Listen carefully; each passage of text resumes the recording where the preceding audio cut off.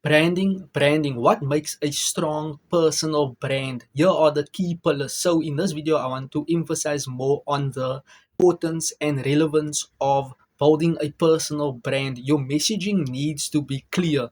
What do you stand for? What do you represent? What will you be known for? For example, will you be known for lead generation? Building a sales funnel or teaching and educating people the benefits of sales funnel, or will you personally or simply give digital marketing training? Will people recognize, will they remember you when you appear on the social media platforms? If people are confused, they don't buy.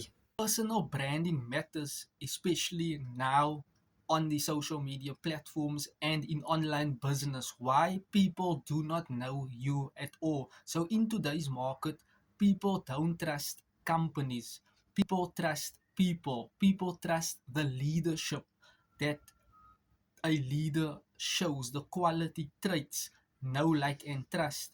That means your audience buys you first. Then they will buy your products and services. There are other examples. Think of people like Elon Musk. He's innovative and he thinks bold. Gary Vaynerchuk, he's a hustler in businesses and he loves giving business advice and much more. Tony Robbins, you will know him for personal growth, mindset, philosophy, and just these educational, valuable teachings from stages, and the list goes on and on.